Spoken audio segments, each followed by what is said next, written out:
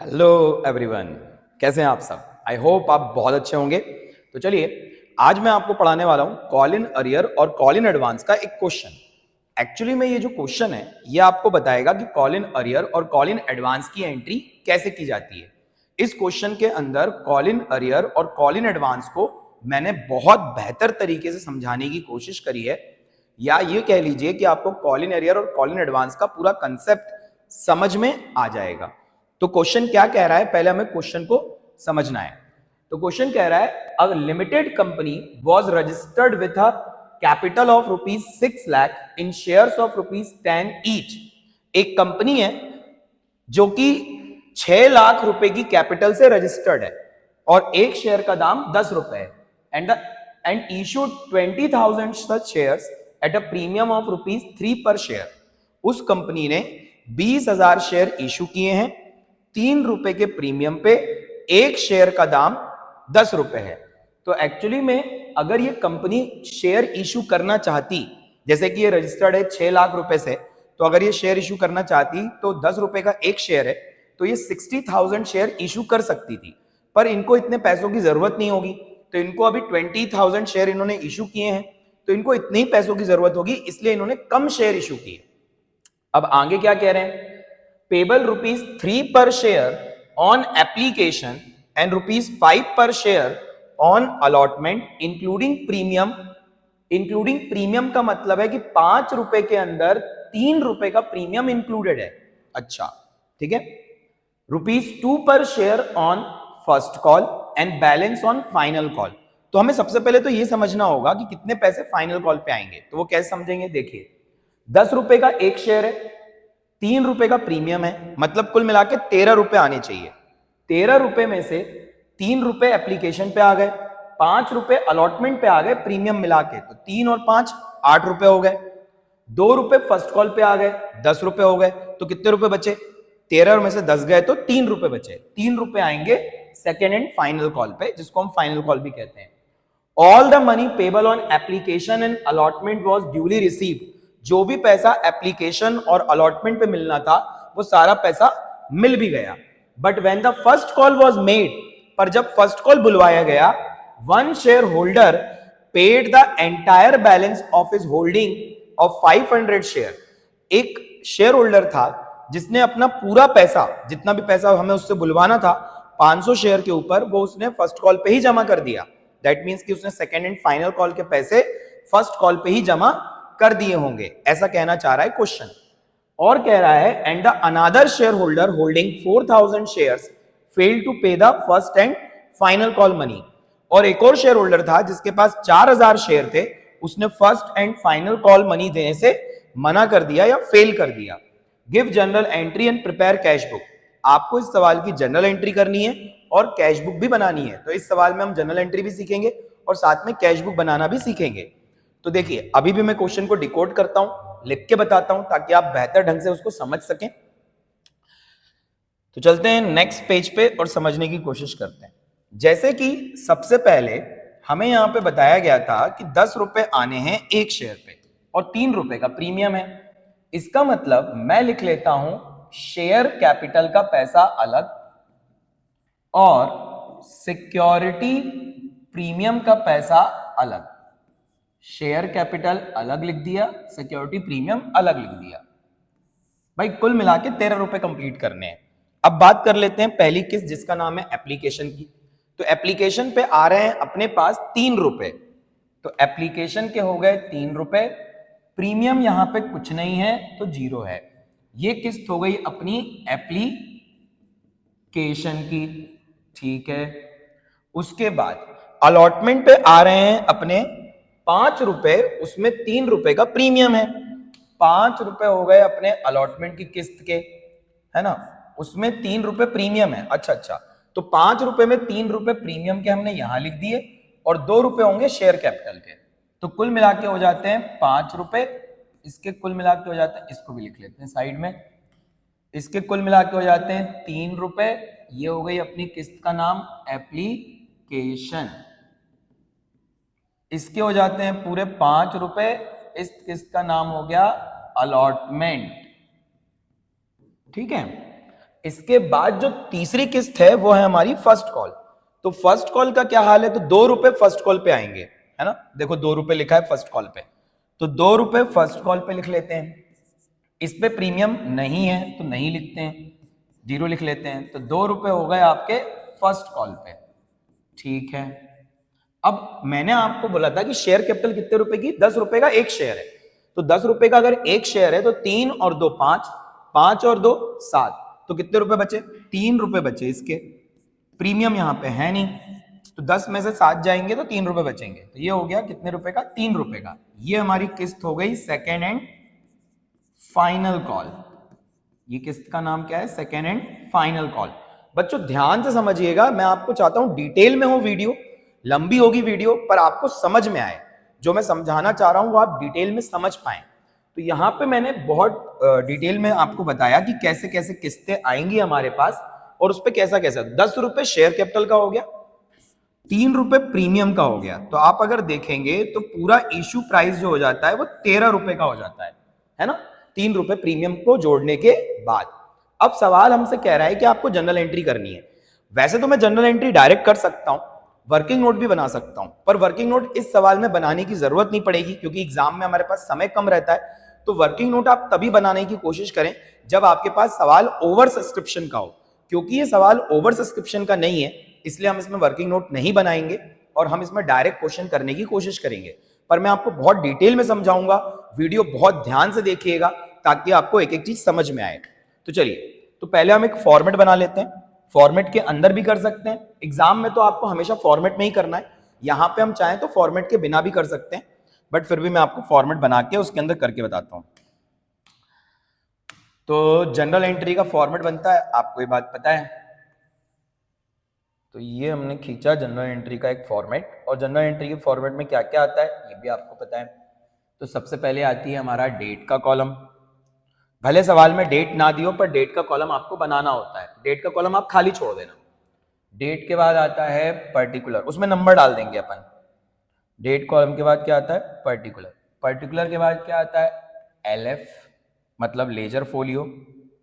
Ledger folio के बाद आपका डेबिट का अमाउंट और उसके बाद क्रेडिट का अमाउंट, है ना। ओके, ऊपर क्या लिखते हैं, ऊपर लिखते हैं जनरल एंट्रीज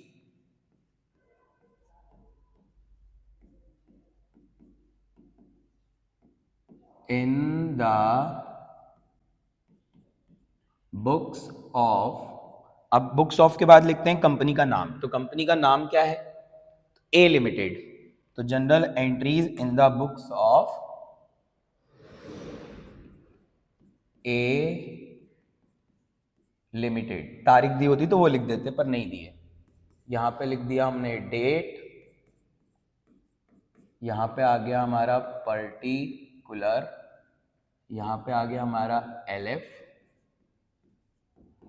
यहां पे डेबिट का अमाउंट और यहां पे क्रेडिट का अमाउंट।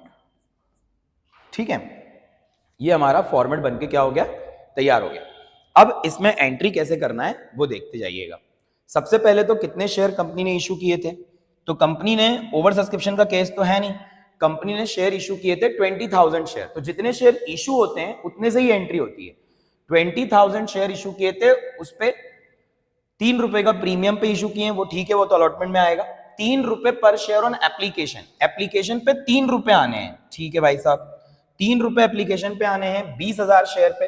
तो सबसे पहले पैसा आता है तो एंट्री हो जाएगी बैंक अकाउंट डेबिट।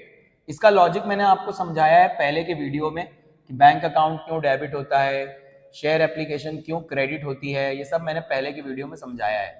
जिनको नहीं पता है वो पहले की वीडियो देख लेंगे। Bank account debit to share application account. अब मैं यहां पे मल्टीप्लाई करके नहीं दिखा रहा हूं, आप समझ जाइएगा। 20,000 शेयर्स पे 3 रुपए के हिसाब से 20,000 इंटू 3 60,000 रुपए होते हैं। तो यहां आ जाएगा 60,000, यहां भी आ जाएगा 60,000। चलिए मैं लिख देता हूं 20,000 इंटू 3, है ना, इसके हिसाब से हमारे पास पैसा आ गया। तो ये एप्लीकेशन का पैसा आ गया है, ठीक है। अब एप्लीकेशन के पैसे को हम क्या करते हैं, ट्रांसफर करते हैं। कहां ट्रांसफर करते हैं, शेयर कैपिटल में। ये बात मैंने आपको बताई थी, तो वो चीज हम करेंगे। तो share application account debit to share capital account 60,000। Share application का पैसा मैंने कहां ट्रांसफर कर दिया, शेयर कैपिटल में। थर्ड, अब हम ड्यू करेंगे शेयर अलॉटमेंट। तो शेयर अलॉटमेंट ड्यू करने जाएंगे तो अलॉटमेंट की ड्यू की एंट्री करनी पड़ेगी। तो अलॉटमेंट की ड्यू की एंट्री में ही सिक्योरिटी प्रीमियम दिखाया जाता है। तो सिक्योरिटी प्रीमियम कितने का है, तो मुझे तो याद है कि पूरा 5 रुपए का अलॉटमेंट है, उसमें 3 रुपए सिक्योरिटी प्रीमियम के हैं और 2 रुपए शेयर कैपिटल के हैं। तो मैंने आपको बताया था 5 रुपए पर share on allotment including premium, तो 3 रुपए उसमें प्रीमियम का है। तो हम ड्यू करेंगे। तो share allotment account debit 20,000 into 5, तो ये 1,00,000 रुपए होते हैं। To share capital account, share capital में कितना आएगा, तो 20,000 इंटू 2 से आएगा। जितना शेयर कैपिटल का पैसा है वो शेयर कैपिटल में ही जाएगा। तो 20,000 इंटू 2 मतलब 40,000 टू सिक्योरिटी प्रीमियम। और जो सिक्योरिटी प्रीमियम का पैसा है वो सिक्योरिटी प्रीमियम में ही आएगा। तो सिक्योरिटी प्रीमियम का कितना पैसा होगा, 20,000 इंटू 3 मतलब ये हो जाता है 60,000। तो ये हो गई हमारी अलॉटमेंट की एंट्री। अब इसके बाद हम करेंगे बैंक की एंट्री। तो अलॉटमेंट के टाइम पे हमारे पास पैसा आएगा, हम ये चेक कर लेते हैं कि किसी ने अलॉटमेंट फेल तो नहीं किया या किसी व्यक्ति ने अलॉटमेंट के टाइम पे कोई एक्स्ट्रा पैसा तो नहीं दिया। इसके लिए हमें क्वेश्चन पढ़ना पड़ेगा वापस से। आ जाइए क्वेश्चन देखते हैं।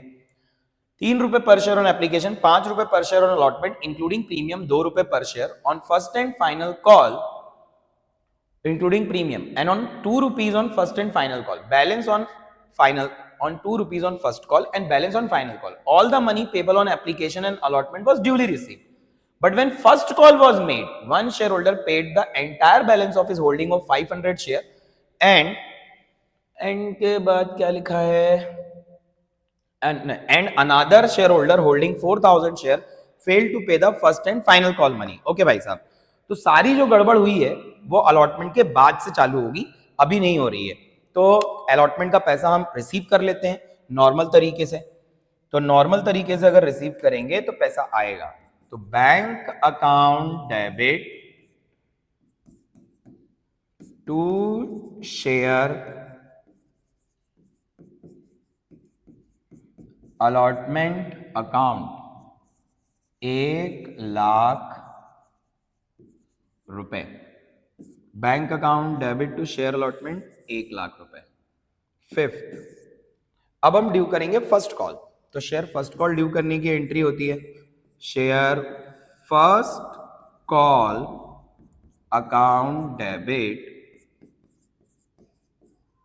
To share capital account. तो फर्स्ट कॉल ड्यू करते हैं हम, तो 20,000 शेयर पे फर्स्ट कॉल कितने रुपए का है भाई, तो फर्स्ट कॉल है अपना 2 रुपीज ऑन फर्स्ट कॉल। तो फर्स्ट कॉल 2 रुपए का है, तो 20,000 शेयर पे 2 रुपए के हिसाब से 40,000 रुपए। ये हो गया शेयर फर्स्ट कॉल का पैसा। अब हमारे पास पैसा आने की बारी आएगी। तो जब फर्स्ट कॉल का पैसा आने की बारी आएगी ना, तो यहां पे कहानी में ट्विस्ट है। फर्स्ट कॉल का जब पैसा आएगा तब आप देखेंगे कि कुछ लोगों ने पैसा एडवांस में दे दिया होगा या कुछ लोगों ने मना कर दिया होगा, तो उसको समझना पड़ेगा। तो यही सबसे इंपॉर्टेंट चीज है। तो यहां पे देखिएगा मैं लिख रहा हूं बैंक अकाउंट डेबिट। अब जब पैसा आने की बारी आएगी, इसको बहुत ध्यान से सुनिएगा बच्चा, ये वाली एंट्री।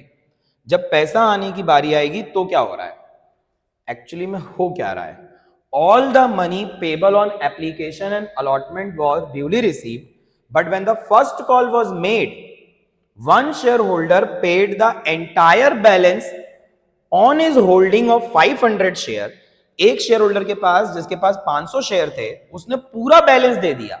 पूरा बैलेंस मतलब कि जो सेकंड कॉल का पैसा रहा होगा, देखो फर्स्ट कॉल पे फर्स्ट कॉल का तो देना ही था, उसने एक्स्ट्रा कौन सा दे दिया होगा, सेकंड एंड फाइनल कॉल का पैसा।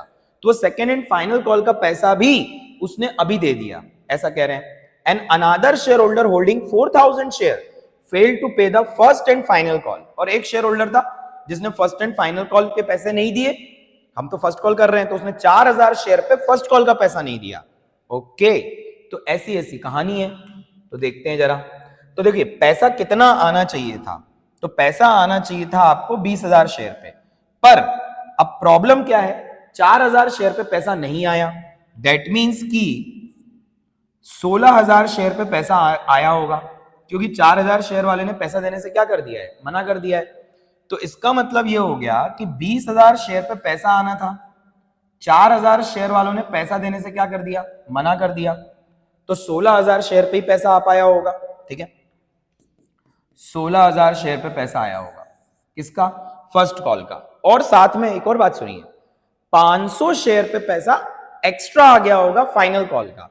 तो इसका मतलब इसका जो अमाउंट है ना वो ऐसा आएगा, 16000 शेयर पे 2 रुपए के हिसाब से, एक तो ये हो गया है ना, जो इस फर्स्ट कॉल का पैसा आया है 16000 शेयर पे 2 रुपए के हिसाब से, 4000 शेयर पे तो आया नहीं है, प्लस 500 शेयर पे एक व्यक्ति ने एक्स्ट्रा पैसा दे दिया सेकेंड एंड फाइनल कॉल का। तो सेकेंड एंड फाइनल कॉल है कितने का, सेकेंड एंड फाइनल कॉल 3 रुपए का है, तो 3 रुपए वो दे दिए, तो 500 इंटू 3, कुल मिला के ऐसे पैसा आया है, इतना पैसा हमारे पास आया होगा। तो 16000 इंटू 2 कितना होता है, 16000 इंटू 2 मतलब 32000, और 500 इंटू 3 मतलब 1500, 32 और 1500 33500 रुपीज आए होंगे, 33500 रुपीज, है ना बच्चों। अब जो पैसा नहीं आया है उसे हम कॉल इन अरियर में दिखाते हैं। तो मैं यहां पे कॉल इन अरियर डेबिट करूंगा। कॉल इन अरियर को हम एसेट मानते हैं कि आज नहीं तो कल वो पैसा आ जाएगा, इसलिए एसेट बढ़ती है तो डेबिट होती है। तो कॉल इन अरियर अकाउंट डेबिट, कितना कॉल इन अरियर रह गया भाई, 4000 शेयर पे 2 रुपए के हिसाब से एक व्यक्ति ने नहीं दिया, तो 4000 इंटू 2 मतलब 8000 रुपए, 8000 किस में चले गए, कॉल इन अरियर में चले गए। फिर 2 शेयर कैपिटल अकाउंट, नहीं हाँ 2 share first call account, sorry share capital तो हम ऊपर क्रेडिट कर चुके हैं, 2 share first call account. 2 share first call में आएगा हमेशा जितने शेयर हमने इशू किए उतने से आएगा, 20000 इंटू 2। कई लोग इसमें कंफ्यूज होते हैं, नहीं इसमें हमेशा उतना ही आता है जितने शेयर हमने इशू किए हैं। तो 20000 इंटू 2 मतलब 40000, बट ऊपर का टोटल तो 40000 हो नहीं रहा है, ज्यादा हो रहा है, 33500 प्लस 8000, ये तो 1500 रुपए से क्या हो रहा है, ज्यादा हो रहा है। तो वो जो 1500 रुपए है ना बच्चा, वो 1500 रुपए हैं आपके कॉल इन एडवांस के पैसे, तो आपको कॉल इन एडवांस क्रेडिट करना पड़ेगा। तो to call in advance account, तो to call in advance credit हो जाएगा कितने रुपए से, तो 500 शेयर पे 3 रुपए के हिसाब से 1500 रुपए से, 1500 रुपए से हम इसे क्रेडिट कर देंगे। To call in advance, call in advance का मतलब क्या होता है, कॉल इन एडवांस का मतलब हमारे पास पैसा एक्स्ट्रा में आ गया, पहले से ही आ गया, इसलिए हम उसको क्रेडिट कर देते हैं, तो टू कॉल इन एडवांस आ जाएगा। अब बराबर हो गया डेबिट और क्रेडिट, डेबिट में और क्रेडिट में अमाउंट क्या हो गया है, इक्वल हो गया है। तो कॉल इन एडवांस क्या होती है, क्रेडिट क्यों होता है, क्योंकि वो हमारी लायबिलिटी है और हमें लायबिलिटी को पे करना है, इसलिए हम उसको क्रेडिट करते हैं। अब हम ड्यू करेंगे second and final call account. तो जब हम second and final call account due करने जाएंगे तो क्या एंट्री होगी, तो share second and final call account debit, share second and final call account debit to share capital account. तो कितने शेयर पे ड्यू होगा, वही 20000 शेयर पे, 20000 शेयर्स पे सेकेंड एंड फाइनल कॉल 3 रुपए का है, मैंने आपको कई बार बताया, 60000 और यहां भी आ जाएगा 60000। अब बच्चा ध्यान से समझना इस बात को कि ये पैसा हमारे पास आ तो गया है, ठीक है ना, सॉरी पैसा हमने ड्यू तो कर लिया है, पर ये कॉल इन अरियर और कॉल इन एडवांस पे ध्यान देना आप, ठीक है। कॉल इन अरियर और कॉल इन एडवांस पे। जब हमारे पास पैसे नहीं आते हैं तो हम call in arrear word use करते हैं और कॉल इन अरियर को डेबिट करते हैं। पर अगर हमारे पास एक्स्ट्रा पैसा आ जाए तो हम call in advance word use करते हैं और कॉल इन एडवांस को हम क्रेडिट करते हैं बैंक की एंट्री में। देखिए कॉल इन एडवांस मैंने क्रेडिट किया है 1500 रुपए से, आपको दिख रहा है। तो कॉल इन एडवांस मैंने क्रेडिट किया है 1500 रुपए से, क्योंकि ये पैसा हमारे पास पहले से ही आ गया। अब मेरे को एक बात बताइए, फर्स्ट कॉल के टाइम पे वो एडवांस था, पर जब सेकंड कॉल का बारी आएगा या जब सेकंड कॉल हम फाइनल कॉल बुलवाएंगे तो वो चीज एडवांस थोड़ी रह जाएगी भाई। अगर अभी महीना चल रहा है जनवरी का, अगर जनवरी के महीने में मुझे कोई फरवरी या मार्च का किराया दे दे, मान लीजिए कि मैंने कोई प्रॉपर्टी लेट आउट करी है, रेंट पे दी है, और मुझे कोई फरवरी और मार्च का किराया दे दे जनवरी में, तो मैं कहूंगा भाई वो एडवांस है। पर जब फरवरी का महीना आ जाएगा तो जो फरवरी का पैसा मुझे पहले ही मिल गया था वो एडवांस थोड़ी रहेगा, अब तो वो नॉर्मल हो गया ना। उसी प्रकार से जब मार्च का महीना आएगा तब वो एडवांस थोड़ी रहेगा, वो तो नॉर्मल हो जाएगा। एडवांस तो तब रहता है ना जब वो समय आया नहीं, उससे पहले ही हमारे पास पैसे आ गए, उसको एडवांस बोलते हैं। सेम केस यहां पे है, ये पैसे मुझे सेकेंड एंड फाइनल कॉल पे आने थे, पर आ कौन से कॉल पे गए, फर्स्ट कॉल पे, तो उसको हम क्या बोलेंगे, एडवांस, इसलिए मैंने उसको एडवांस बोल दिया।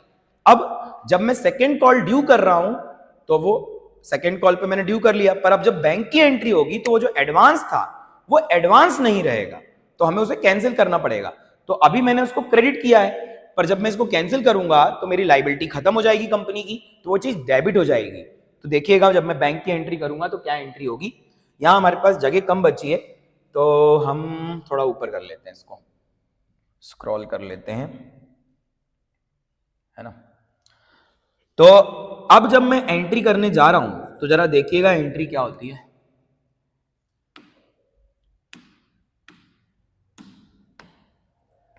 ये लाइन हटा दें यहां से तो थोड़ी जगह बन जाएगी, ठीक है। तो एंट्री देखिएगा, bank account debit, bank account debit होगा। अब आप कहेंगे कितने से डेबिट होगा, देखिए बैंक अकाउंट डेबिट होगा 20,000 शेयर पे पैसा मेरे पास आना चाहिए था, पर 4,000 शेयर वालों ने तो देने से ही मना कर दिया, ना फर्स्ट कॉल दिया ना सेकंड कॉल दिया, तो 16,000 मतलब 20,000 में से 4,000 को तो हटा ही दो, वो तो मुझे दे ही नहीं रहे पैसा, ठीक है। तो वो देने से रहे, तो वो मुझे नहीं देंगे तो उनको मैंने हटा दिया। तो 20,000 में से 4,000 शेयर गए तो कितने बचे, 16,000 शेयर बचे। 16,000 शेयर पे पैसा आता, परंतु 500 शेयर पे पहले ही पैसा आ गया है, तो वो 500 और नहीं आएगा, है ना। 500 शेयर पे पैसा मेरे पास पहले ही आ गया ना सेकंड कॉल का, तो वो और नहीं आएगा। तो इसका मतलब 16,000 में से 4,000 गए और 500 और सॉरी 20,000 में से 4,000 गए और 500 और गए, तो इसका मतलब 15,500 शेयर पे पैसा आएगा, 15,500 शेयर्स पे। इसके ऊपर वाली किस्त में 16,000 शेयर पे आया था, तो 15,500 शेयर पे मेरे पास पैसा आएगा। तो कितना पैसे से आएगा, 15,500 इंटू 3, है ना, 3 रुपए का है ये भाई।